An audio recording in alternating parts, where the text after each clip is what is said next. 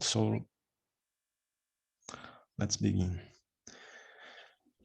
Boa noite ou boa tarde a todos. Vocês receberam, né, já um resumo da palestra e do currículo do professor, mas eu vou ler aqui para vocês, para ficar registrado, né, na gravação. O título da apresentação, né, da palestra é A Consciência nas Filosofias Indiana e Ocidental. A consciência tem sido um tema central para a filosofia e ciências neste século. Contudo, o que queremos dizer por consciência permanece um mistério.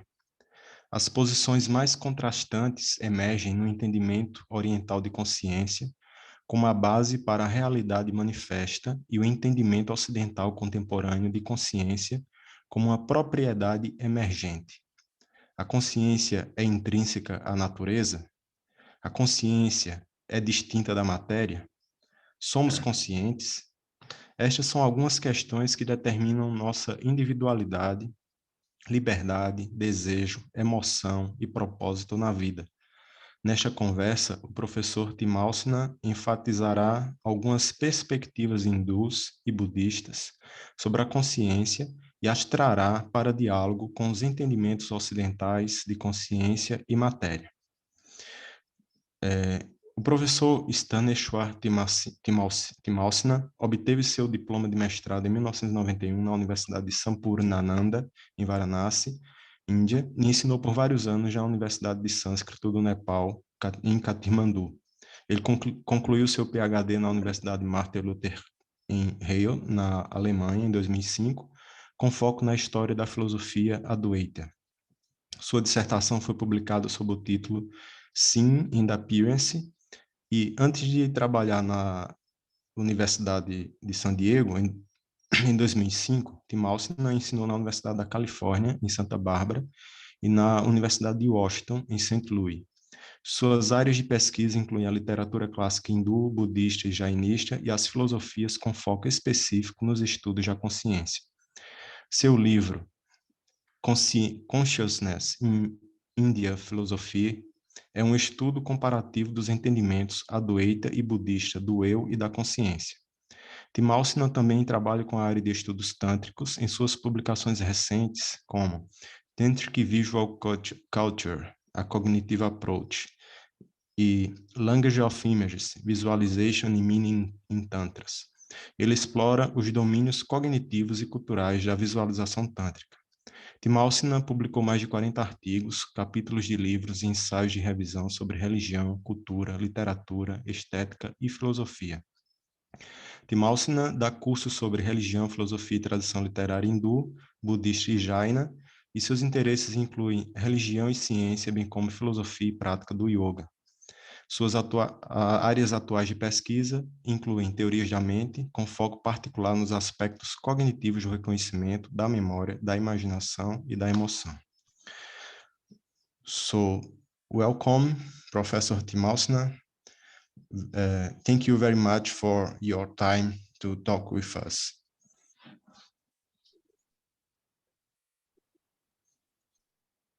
Thank you so much, Brazil.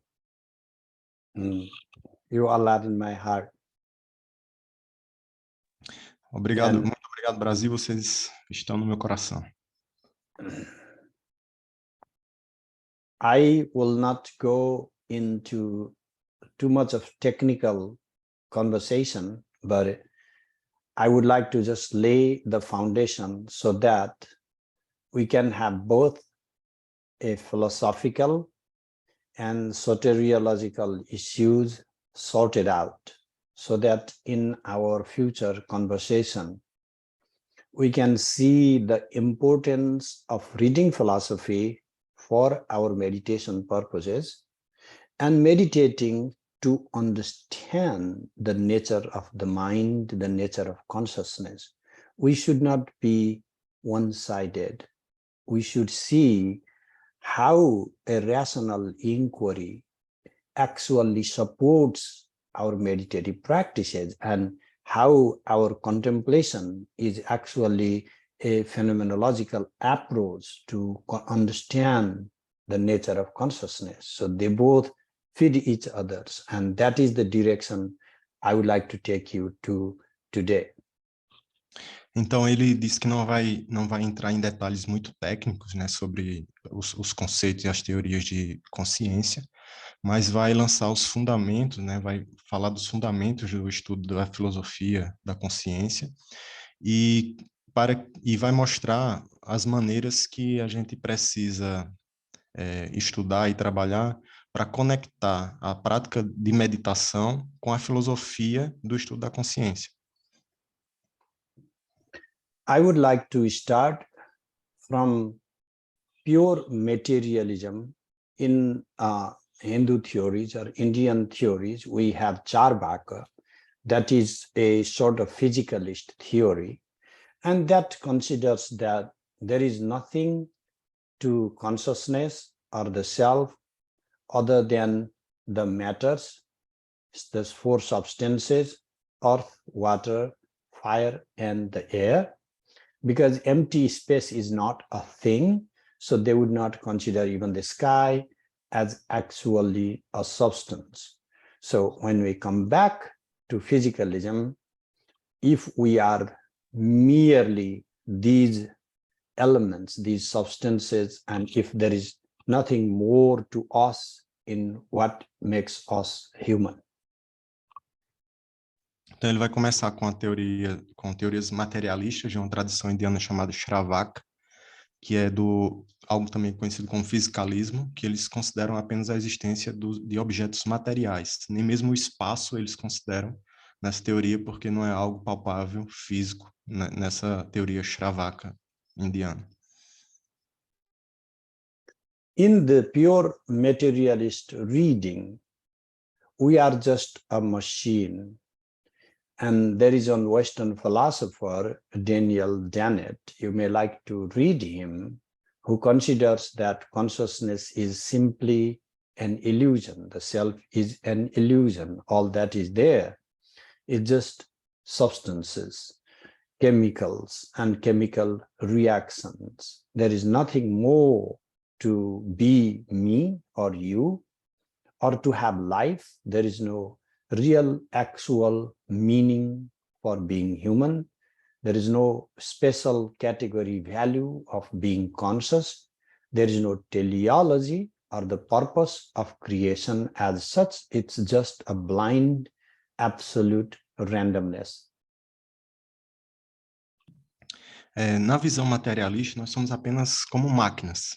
Então, existe um filósofo ocidental, né, um americano chamado Daniel Dennett, que ele, na teoria da consciência que ele desenvolveu no seu doutorado, ele faz afirmações do tipo de que nós somos apenas reações biológicas e reações químicas. E que, pensando dessa forma, não haveria nenhum sentido em ser humano ou ser consciente, porque seria apenas uma máquina seguindo o automatismo das reações biológicas e químicas. Now, there are some works you may like to read, like the one that comes to my mind is by Thomas Nagel, who wrote a book, Mind and the Cosmos, very small book. But long ago, like in 1964 or something, he wrote a paper that what it is like to be a bat. It's questioning that if we are just pure substances, we should not have what it is like to be me. We also have a phenomenal experience that we cannot reduce to pure chemical reactions. So it's not like turning the grape juice into liquor.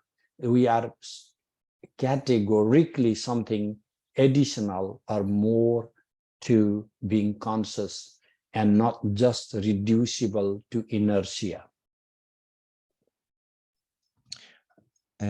Agora, há outros trabalhos que ele sugere que a gente poderia ler também, ainda do ponto de vista ocidental, e ele menciona um autor chamado Thomas Nagel, que escreveu um livro sobre um cosmo, mais ou menos na década de 1940, mas que tem um artigo que ficou muito famoso, que o título do artigo é o que seria ser um morcego?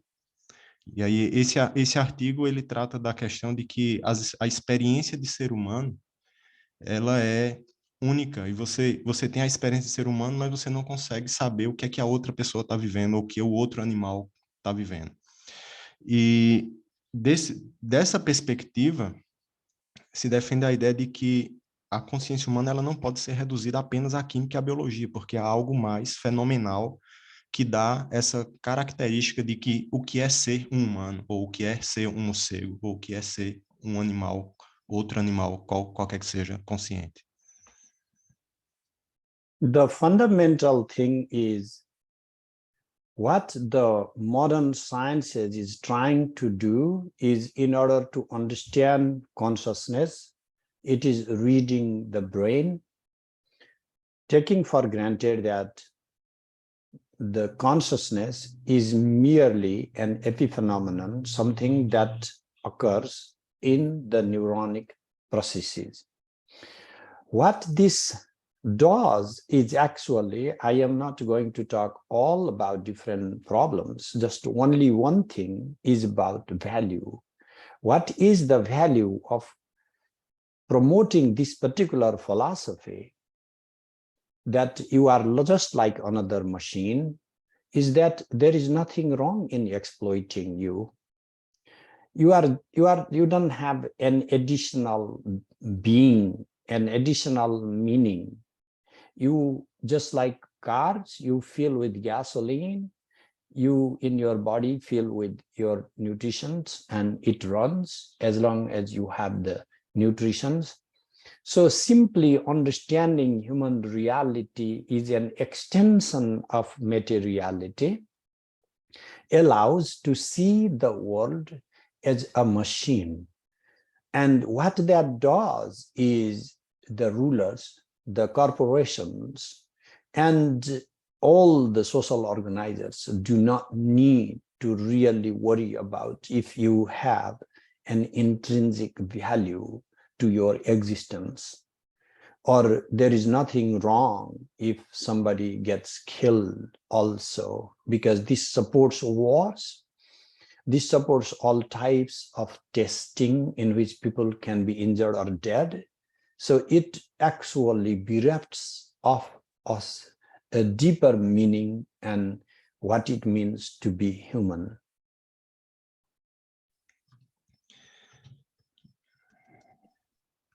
A coisa fundamental que a ciência moderna tenta fazer é entender a consciência lendo o cérebro, lendo os sinais do cérebro, e tratando a consciência apenas como um processo neural, ou seja, um epifenômeno do cérebro. Não há nada de errado em explorar o ser humano como uma máquina, sem nada adicional, a partir de simplesmente ser um ser vivo. Mas simplesmente entender a realidade humana apenas como uma máquina faria com que empresas e líderes não considerassem os valores internos da existência humana e tratando as pessoas de modo como máquinas, massificado, levaria alguém a pensar que talvez não tenha nada demais em alguém morrer ou em alguém ter alguma necessidade básica, porque ela é simplesmente uma máquina biológica e química que os processos estão sendo executados. About the problems of quantification of human reality and consciousness, you may be liking to read Philip Goff's a readable book, Galileo's Error. What we learn further is some people, in contrast to this understanding of pure materialism, have proposed a mind-body dualism, and this is more ancient actually.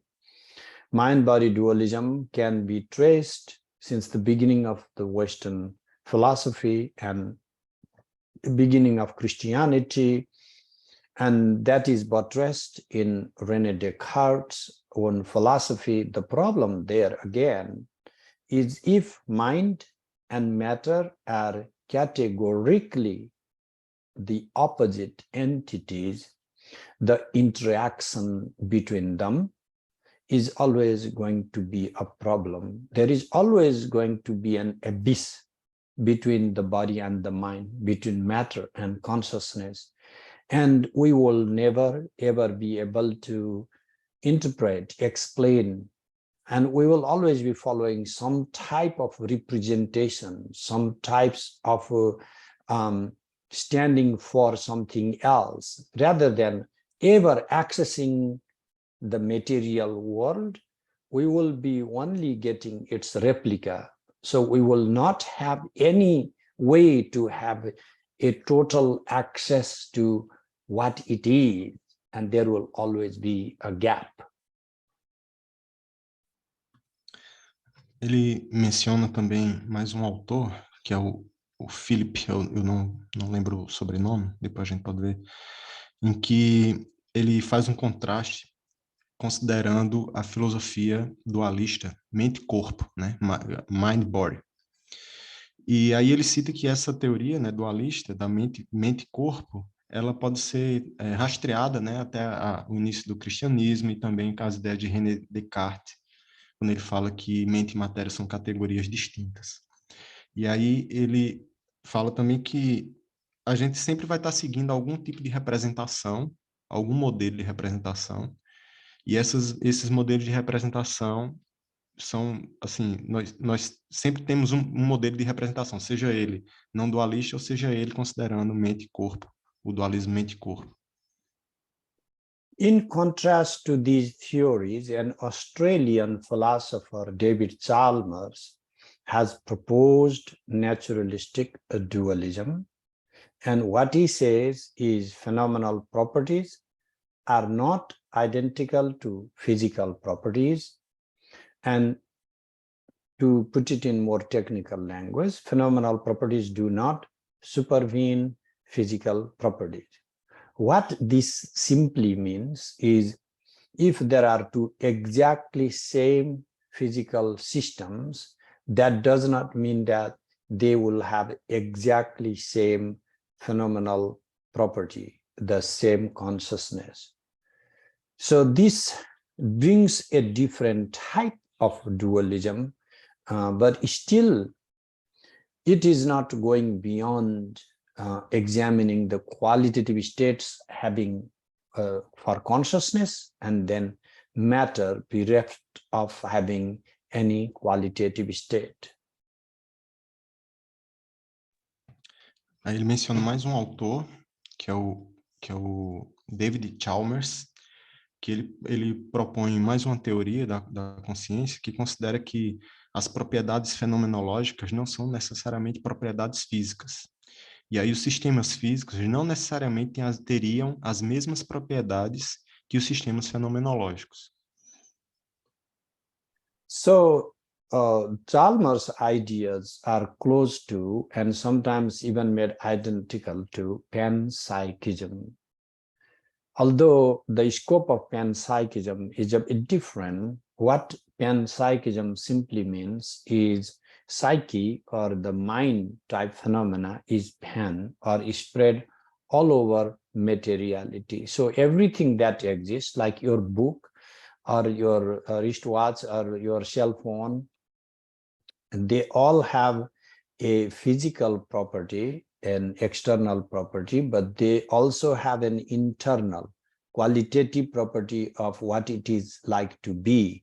And that is what they are calling as conscious property. And so they are teaching, they are arguing for panpsychism, but it is still a type of dualism that does not go to consider or the monistic theory of consciousness as a singular reality.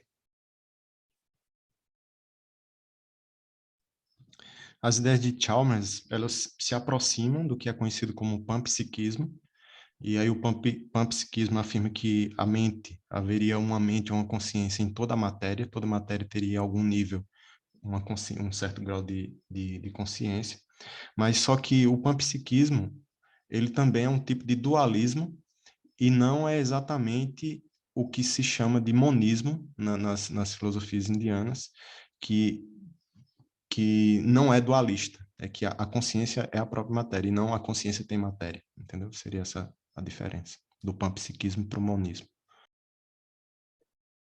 all the Hindu theories, I would say almost all, except for Nyaya, which is a big topic, and I don't want to engage on Nyaya logic school today.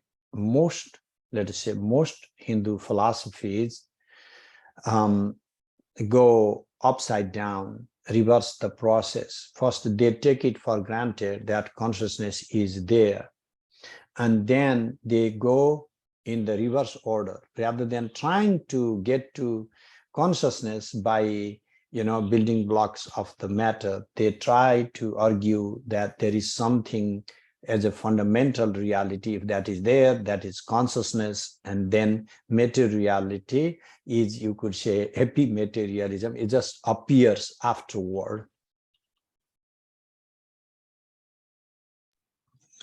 Já na filosofia indiana, a maioria das teorias, provavelmente exceto a Nyaya, a filosofia Nyaya, elas vão num caminho contrário do que aparentemente as filosofias ocidentais vão.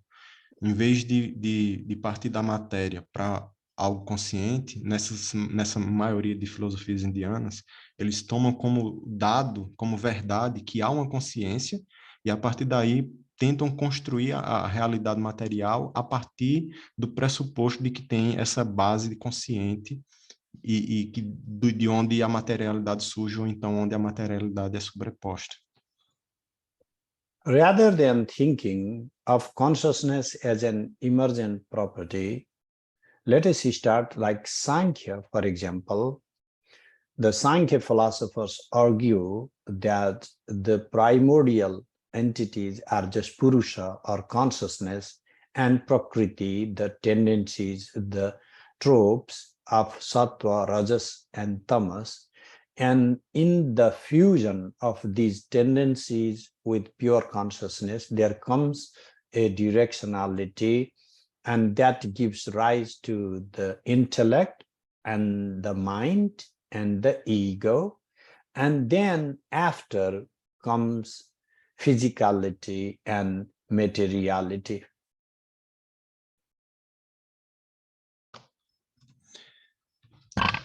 Então, ao invés de pensar a consciência como algo emergente da matéria, né, aí ele pega como exemplo o Sankhya, que é uma das correntes filosóficas indianas, e aí no Sankhya, os dois elementos fundamentais são Purusha e Prakriti, né, a Purusha como algo representando a consciência e Prakriti algo como representando a natureza, a matéria. E aí Prakriti seria formado por três elementos básicos, que é Rajas, Rajas, Tamas e Sattva. E a partir da combinação desses três elementos surge mente, memória, ego, etc. E daí surge a natureza material. So, when we are talking about consciousness, we need to be really aware of the fact that when the Hindu philosophies talk of consciousness and talking about Purusha, Chitti, Chaitanya, this is not talking about the mind. Mind comes much later. This consciousness as such does not have a directionality, is not object directed, doesn't have some kind of phenomenal quality as such. So what it is like then, it's different from what is meant by consciousness by all the Western scientists and the philosophers. So we need to really understand that even though we both, Western and Eastern philosophers, seem to be talking about the same thing, we are really not talking about the same thing. There is a difference. Então, quando nós falamos de consciência, nós precisamos estar cientes de que quando os filósofos das filosofias orientais eles se referem à consciência, com os termos como Purusha, Chitti, Chaitanya e etc., eles não estão falando da mente, como nós conhecemos no Ocidente. A mente é um conceito ou algo que vem depois nas teorias da filosofia indiana, depois da consciência. E aí, provavelmente, na maioria dos contextos, o que os filósofos dessas tradições orientais estão falando de consciência é diferente do que os filósofos ocidentais estão chamando de consciência, porque o que os filósofos ocidentais chamam de consciência se aproxima mais de algo parecido com a mente, que nesse contexto é diferente de consciência. As long as we are going to understand consciousness as somebody's consciousness, we are not even remotely engaging these ideas. It is within the field of consciousness that somebody, the ego, manifests. It is within the field of consciousness that externality and internality arises. It is within the field of consciousness that materiality emerges. So what is consciousness? When we say Chiti, we do not make it in contrast to materiality. Chiti is not in contrast to the mind either. What is it? Both are subsumed. Mind and the matter are subsumed within the foundational reality of Chiti. Aí, para entender a consciência como no sentido de consciência de alguém, né, de alguém estar ciente de algo, de existir algo dentro do campo de consciência do ego ou de alguém, nós nos questionamos, nós devemos perceber que o próprio conceito de mente e de matéria, ele surge ou ele é percebido dentro desse ser que está ciente dessa mente e dessa matéria. E aí nós voltamos a nos questionar. O que é a consciência? You know, if you strictly follow materialism, even the idea of evolution does not make sense. Let me tell you why. It's a blind mutation. It's not an actual evolution. The idea of evolution suggests something totally new came out into being. And for matter, if matter is inertia, if it has no will of its own, it cannot will to have the body, it cannot will to be many, it cannot will to assume materiality.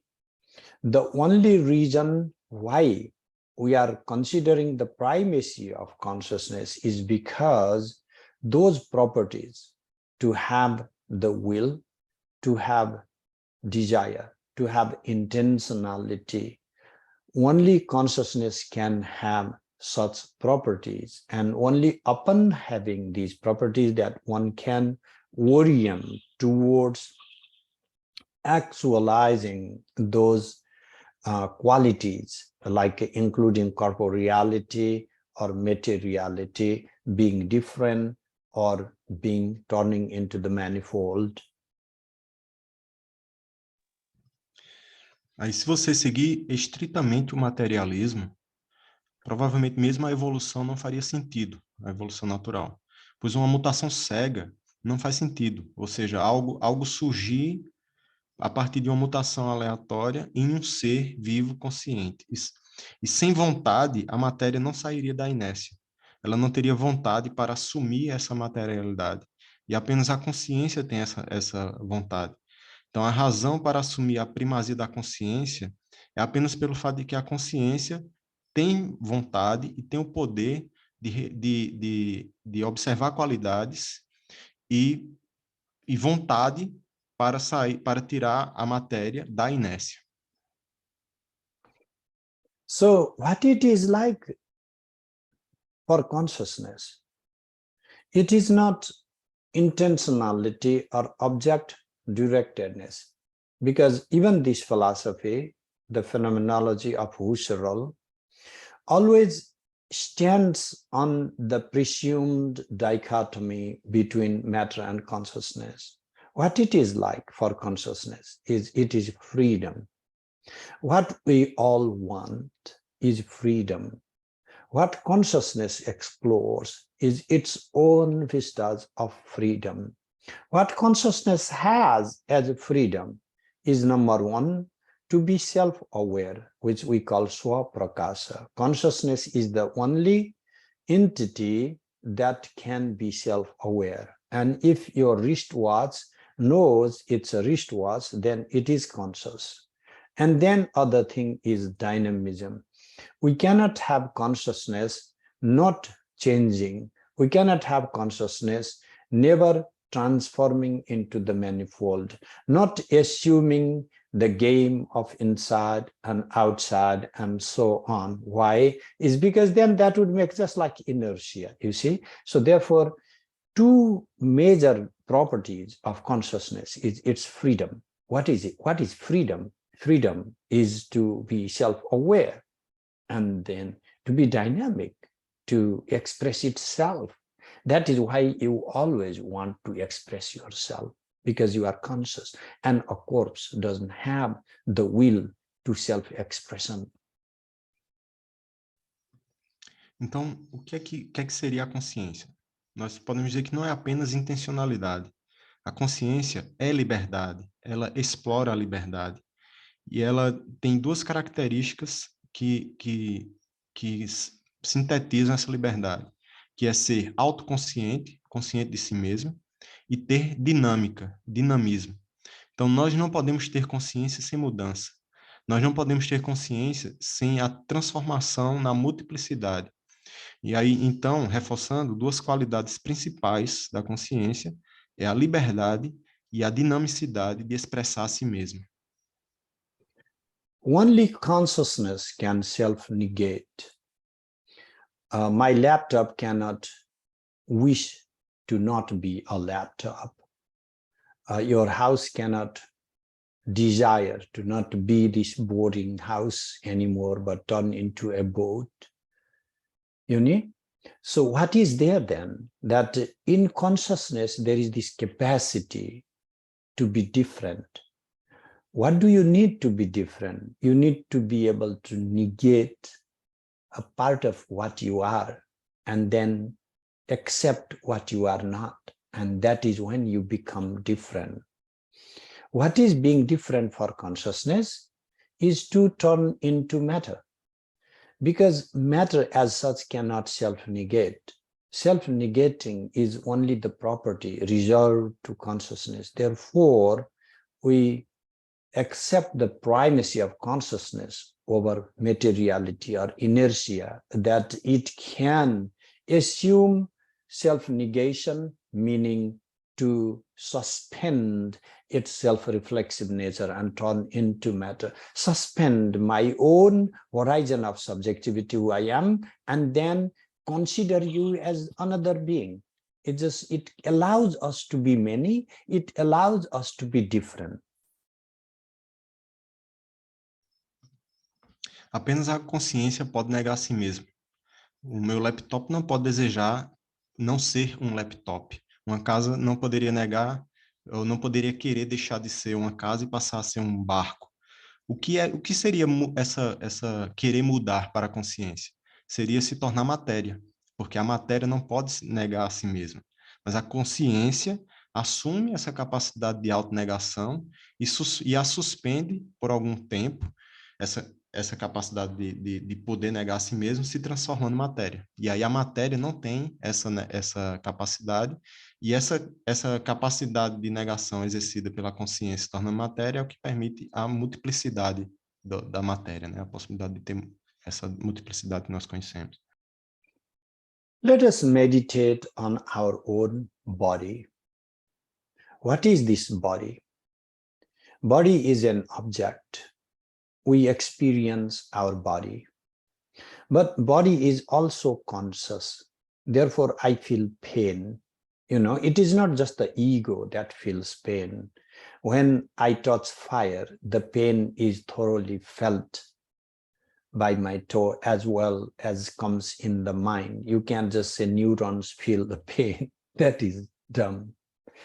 So the whole body has both the properties of being conscious and being also matter. Look at the plants. You know how they transform the minerals and embrace the minerals and live. So when a plant lives, minerals also live. You cannot say plant has minerals.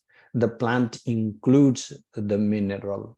And the same way, you know, we consume plants and we are part minerals. We are part mind. There really is not a severe gap between minerals and the mind. Vamos pensar, né, meditar um pouco sobre o nosso corpo. O que é que seria esse corpo? Ele é um objeto, mas também é consciência, pois nós sentimos dor. Quando nós tocamos no fogo, nós sentimos a dor. Esse reflexo de dor, ele vai para o cérebro e os neurônios sinalizam essa dor. O corpo inteiro tem ambas as propriedades, a propriedade de ser consciência e a propriedade também de ser matéria. Aí, por exemplo, as plantas. Vejam como elas transformam os minerais. Elas não só transformam os minerais, elas incluem os minerais. Da mesma forma, quando nós consumimos as plantas, nós também estamos integrando esses minerais no nosso ser. So when we are so rigidly saying that mind is very different from the body, this is coming from a grown-up mind that has already denied its physicality. If you have a child at home, if you learn through babies, just infants, they don't have their mind clearly separated from their body. They do not say, this is my body, don't touch my body. You know, the mind and the body is a continuum. And what separates the mind and the body as two separate entities is the language, the culture, you know, and our need to survive in the ecology. That is what allows us to separate the body from the mind, so that the mind becomes the controller for the body to move accordingly for goals of survival. But in fact, the primordial consciousness of an infant is not a separated consciousness of the mind in contrast to the body. Quando dizemos que a mente é diferente do corpo, isso vem do fato de negarmos a mente como uma fisicalidade. Por exemplo, olha um bebê recém-nascido, eles não têm a mente claramente separada do corpo. A mente e o corpo são um contínuo, sem separação. E o que separa, o que ocorre na vida do bebê para separar a mente do corpo é a linguagem, é a cultura. E isso separa a mente e torna a mente um controlador do corpo. E, de fato, a consciência de uma criança não é algo separado do corpo, mas a cultura e a linguagem vai fazendo a separação e torna a mente um controlador do corpo. There is consciousness, and for consciousness to be, we are taking some form of language as a necessity. If that is the case, let us say even the body has a language. We call that biosemiotics. You know, our neurons are constantly communicating with each other. But not just that, they are manipulating, maintaining different organs, and our organs are communicating with each other through different mechanisms. Some may be electric signaling, some others may be chemical signaling, but you cannot say that they don't speak in English, therefore there is no language there. You see, there is a communication happening, and therefore you cannot say that the body is really bereft of consciousness. They are capable of communication.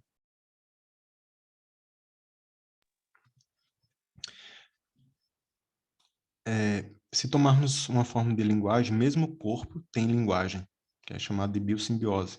Nossos corpos estão constantemente se comunicando com os corpos de outras pessoas, mesmo que não seja por meio de uma linguagem formal, mas ocorre uma linguagem de gesto, transferência de odores e etc.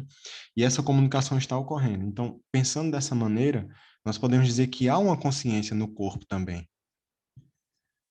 So at the end of this, what we come down to is that there has to be, if there has to be something primary, let's call that consciousness, because it has the will. It can have the will. And if we want to call that matter, that is fine. If we want to call that one, that is fine. If we want to call that nature, that is fine. If we want to call that God, that is fine.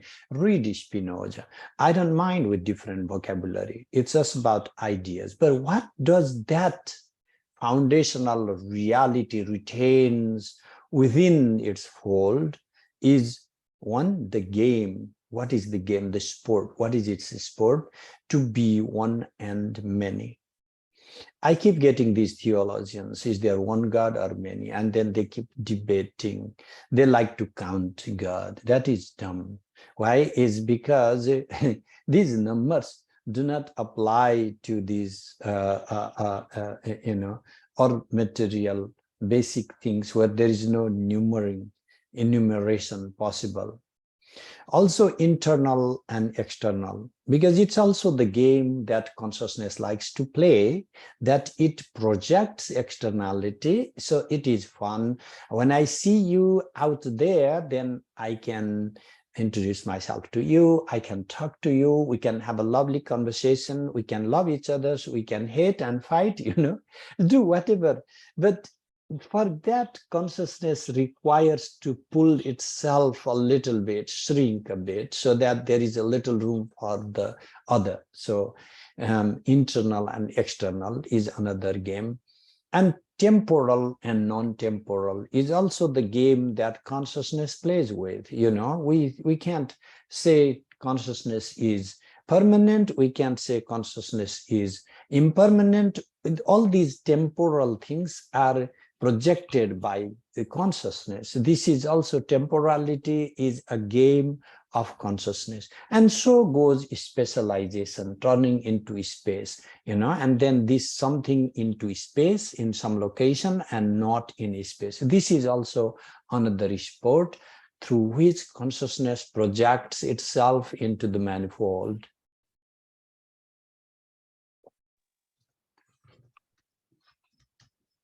Então, nós chegamos ao fato de que deve haver algo primário na realidade. Nós vamos chamar de consciência aqui nesse contexto.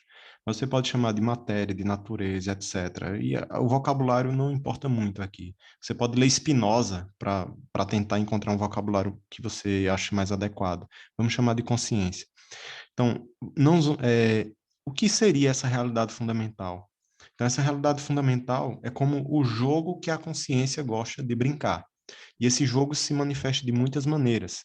Ele é o jogo de você ter outra pessoa com quem conversar, outra pessoa com quem se relacionar, ter multiplicidade de vontades, de desejos, etc. Desejos internos e externos, temporal e atemporal. A própria conceito de tempo também pode ser entendido como um jogo que a consciência brinca. Então, essas especializações, localizações diferentes, são tudo manifestações da consciência. So, finally, because I started the conversation that there is a soteriological purpose to thinking through consciousness, and now that has to come, and this is for you to meditate on the core issue of, can we retrieve back to the primordial nature of consciousness? This consciousness constantly replicates itself. This consciousness keeps playing with objects, like a child with infinite toys, a brat, undisciplined. Consciousness is running into the wilds. And are you able to trace back its original nature? That is what we call meditation. You may put it into the frame of this meditation, that meditation, but all it boils down is to recognize the true essential nature and retrieve back to and stay in that primordial nature of consciousness. Então, finalmente, como ele começou falando de um propósito soteriológico, né, que seria um propósito relacionado com salvação, então a gente deveria meditar sobre essa questão principal, do que é o conceito de consciência. E pensar nessa consciência como uma criança com múltiplos brinquedos que se diverte com todas as possibilidades de manifestação temporal, espacial, de multiplicidade de outras pessoas. E meditar sobre esse tema é reconhecer a nossa essência natural e retornar a essa essência, a esse estado primordial que, como foi mencionado, que tem a liberdade e a dinamicidade, a dinâmica.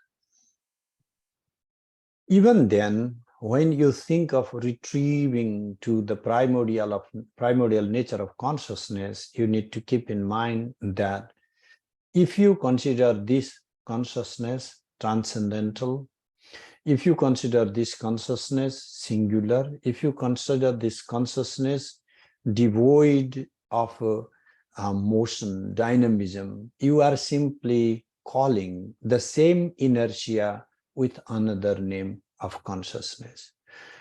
For consciousness to be self-aware is to be self-aware also in light of other entities that it relates to into the manifold. When I'm conscious of myself, this is me in contrast to you or the other. So therefore, pluralism does not contradict the singularity of consciousness, just like the waves do not contradict the singularity of the ocean.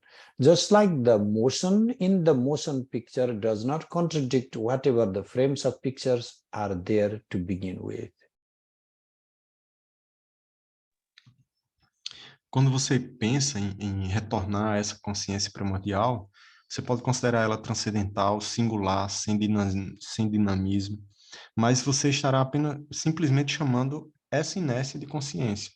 Mas para essa consciência ser ciente de si mesma, ela precisa também se relacionar com a multiplicidade. E neste caso, o pluralismo, né, essa multiplicidade, não contradiz a singularidade da consciência. I would like to stop here, and we will have a few more minutes for a question answer. Ok. Ele vai parar a exposição agora. Nós vamos ter alguns minutos para questionamentos. Então, as pessoas que estão aqui que falam português, quiserem fazer a pergunta diretamente a ele em inglês, pode fazer. Aí depois eu traduzo para as outras pessoas, mas se não quiser ou não puder fazer em inglês, pode falar em português, que eu traduzo para ele. E aí basta levantar a mão aí no Zoom, né, nesse botãozinho que tem embaixo com a carinha do smile. So, people that speak in English here in our meet, if you would like to ask some questions, you can. So raise your hand if you want. We had Rian. Rian, pode falar.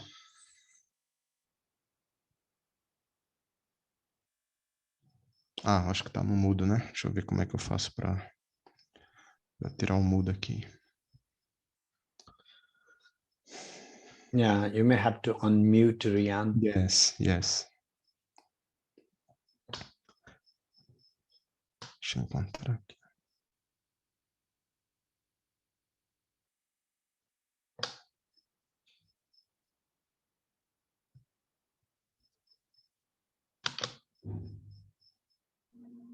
Okay.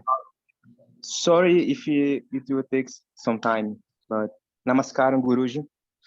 I started my journey in Kula as a researcher of terms from the metaphysics of mind, the hard problem of consciousness, embodied cognition, and so on. The position that I most identified within was some form of monistic idealism or cosmopsychism. Then I chose to follow Indian philosophy because it was where I found the most consistency in this topic. So it's an area that interests me a lot. I was reading your amazing article about the correct definition of vimarsha, and you always emphasize how we cannot lose sight of how this is not in itself a different or separated model of consciousness as self-luminous, prakasha. The dynamical, the practical, and the synthetical aspects behind it is embedded as an intrinsic nature of consciousness itself. This impressed me a lot because I saw many correlations in your article with authors that I liked so much, like Kant and Fichte, two great philosophers of German idealism, when they talk about spontaneity.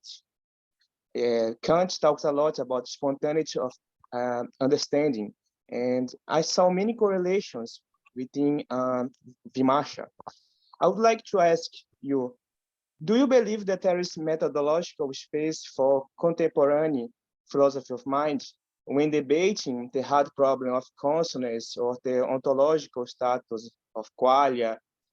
Can we start to include not only the qualitative, ineffable, and luminous aspect, but also its spontaneous, dynamical, practical, reflexive, synthetical, as was realizing in tantric philosophies? Can we start to talk about a hard problem as harder as the actual one, but focused on aspects subsumed under Vimarsha that can't be explained in materialistic or physicalistic ontological reduction basis? Of course, Rian, we as philosophers have an obligation to interpret these concepts in the times that we live. Many ideas become archaic, and sometimes people love very archaic ideas, not because they understand it, but it sounds weird. But we cannot love that type of philia for ignorance. So our obligation today is to bring these ideas to a global platform, and of course, then we will be rejected, and that's okay. And maybe we will not be rejected in totality. We'll learn something in the process, and we will teach something in the process. That is what it's all about, having a dialogue. So our responsibility today is to explore all the new models, to bring these ideas that barely get any space in the Western academia. We call so liberal all the liberal arts. Go join philosophy departments. Every single professor is very liberal, and then when I go talk to the department chair, they say, is there philosophy in India? Or is there a book on Indian philosophy I could read about? So, that shows the depth of ignorance or carelessness. And we have to change this in whatever way we can. And we will learn new things in this process. Why should we open up like that? Is because the truth has to come out. And if we are convinced of our truth, which turns out to be wrong, it also needs to be sorted out. It's okay to be wrong than to be ignorant and dumb. Therefore, when we start these conversations, either we will teach or we will learn. As long as we do not start the dialogue, we will do nothing, and we will definitely remain dumb.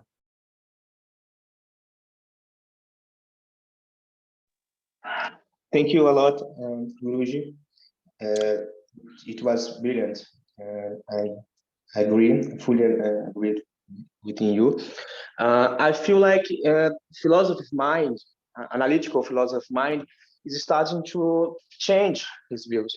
They start to realize about the limitations on physicalism, panpsychism, proprietary dualism. And I think that the next paradigm that will be to a target of studies will be idealism or cosmopsychism. And I think Indian philosophy, especially the tantric one, you'll be fully understand for the interest here in the West. Absolutely, Rian. I ask you to scan through, or if you manage time, read a book titled The Waning of Materialism. It's a good read, easy read, and it shows you to the extent to which materialism has failed to answer our burning questions.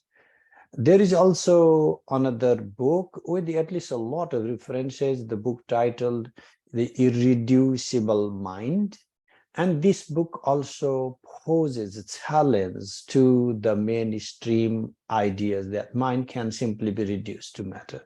So we need to read those ideas, and we need to invade in the intellectual sense. I'm not like some fanatical sense. We need to invade the rational departments of studies, in philosophies and other departments of humanities.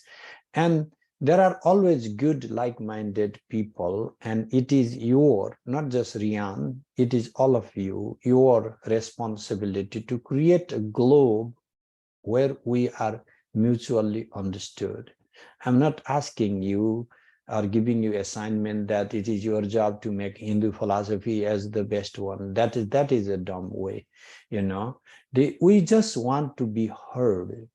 And if we are wrong, we will know for once and for all that we were all wrong. But we are not given chance in the whole global discourse even to be wrong. Isn't that ironic?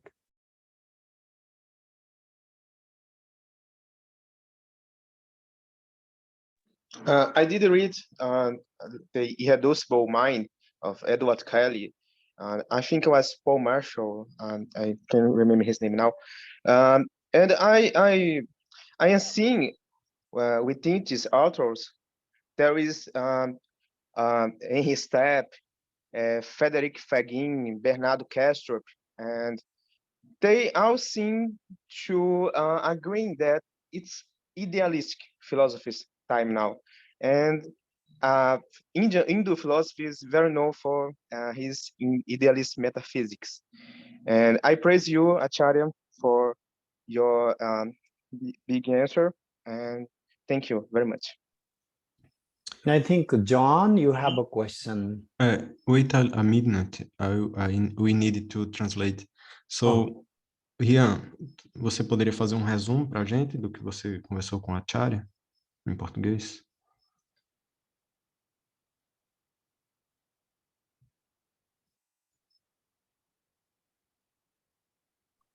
John, are you still there? Desculpa, vou fazer só o rápido resumo aqui do que eu conversei com a Ācārya.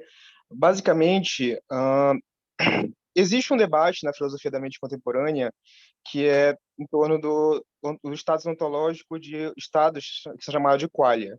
As qualias são basicamente as instâncias fenomenológicas irredutíveis no indivíduo. Então, por exemplo, o vermelhidão do vermelho, o doloroso da dor, são todas as instâncias puramente subjetivas que não parecem que podem ser reduzidas aos parâmetros físicos pelos quais a gente entende nas ciências naturais. E o problema difícil da consciência, ao menos ao meu ver, e o Ācārya parece ter concordado nisso, né? A pergunta não foi direcionada a isso, mas parece ter concordado, ele diz muito respeito ao aspecto autoluminoso da autoconsciência nas filosofias hindus, que é o que a gente chama de prakasha.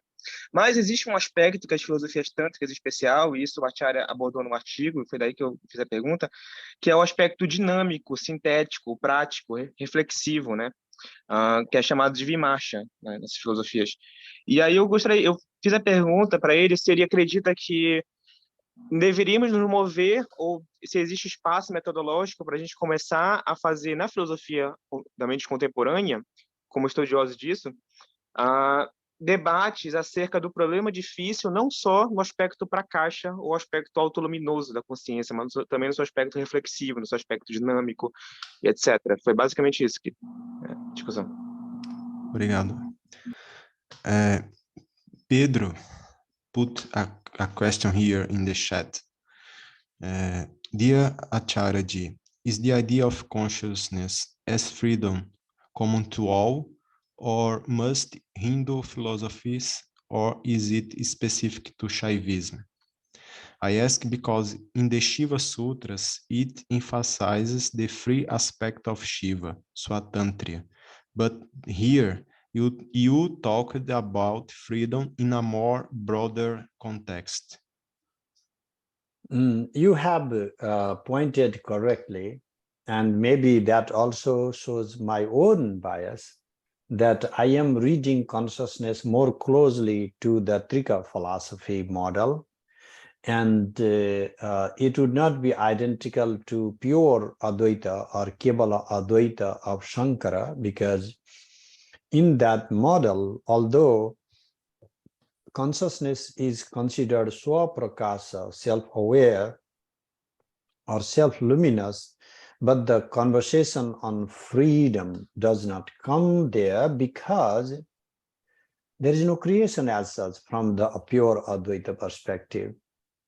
I just finished a draft today on one new paper on Yoga Vasishtha, and I promised to share with you guys. It's just a draft, but in Yoga, why I bring is sometimes Yoga Vasishtha seems like just a Kevala Advaita, but it's not actually. If you read it closely, it does give tremendous space for freedom. And I'm reading virtuality and again engaging David Chalmers there, but I have my own take on, and I would love to hear from you. So yes, you pointed it correctly. I'm reading this freedom from the Trika perspective, and that it would be wrong to say that all the schools identify consciousness as such. Ok, I will translate. Pedro enviou a pergunta questionando, né, professor? A ideia de consciência como liberdade, comum a todos, a ideia de consciência como liberdade é comum a todos, ou a maioria das filosofias hindus, ou apenas para a maioria das filosofias hindus, ou é específica para o Shaivismo? Eu pergunto isso porque no Shiva Sutras, que é um texto específico, né, de uma filosofia indiana, enfatiza que o aspecto de liberdade de Shiva, num termo técnico chamado Swatantriya, mas aqui o professor falou de liberdade num contexto mais amplo. Aí o professor disse, sim, você percebeu o viés, né, que ele deu aqui, foi o viés dessa linha filosófica chamada Trika, do Shaivismo Trika, ao contrário de uma linha como o Vedanta não dualista, a Advaita Vedanta. E aí ele falou isso, é um viés que ele decidiu seguir, e porque também no ponto de vista da liberdade lá quer dizer, no Advaita é mais complexo você falar de liberdade de criação, porque não há modificação, né? Ao contrário do Trika, que há essa liberdade de modificação. Ok, Ācārya. Então, so we have time for one more questions before we go. Okay, last question. All right. John, I can unmute you if you want to speak. Let me find you first.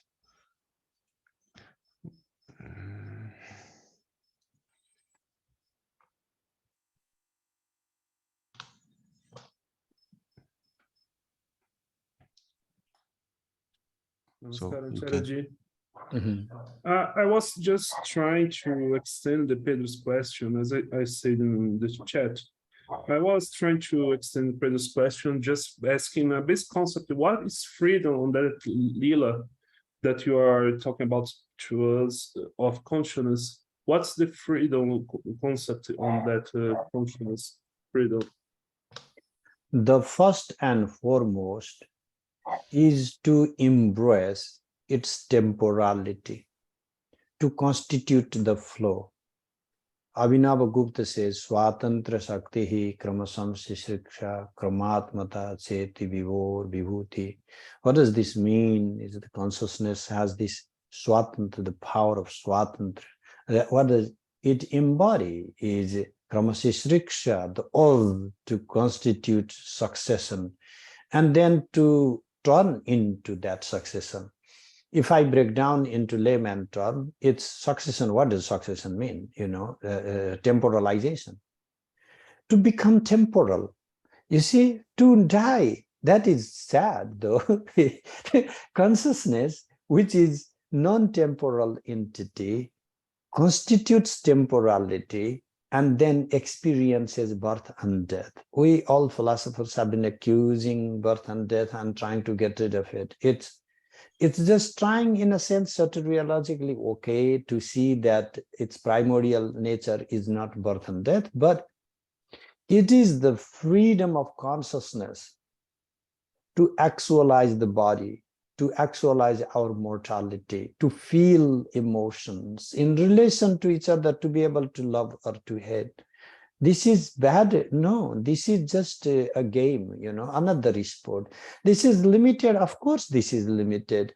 It's just like when you are poor and thinking, oh my gosh, if I had some money, I could buy a pair of clothes. But what if you have all the money in the world? You are the only rich man. There is nobody else with money. Everything belongs to you. Then that your desire to have like a pair of clothes is meaningless, you see? You wouldn't have that desire. So then what would you want? You would just walk out with one or another dress. You would not be wearing all the possible dresses, or you will be just sleeping. You would do whatever you like. That's freedom. We don't have to make it too philosophical. What is freedom like? Freedom allows us to actualize our internality in contrast to externality, allows us to recognize our temporality even though we are not temporal, allows us to be infinite even though we are one. This is fun. This is okay. Sometimes it's not fun, but it's better than nothing. To not be, to be empty, zero, nothing, shunya, honestly, this is better. It's like a beggar saying, if you are going to give me $5, give me nothing. That doesn't help you. It's $5, but better than nothing. Life is $5, but better than no life. It's fun, it's game.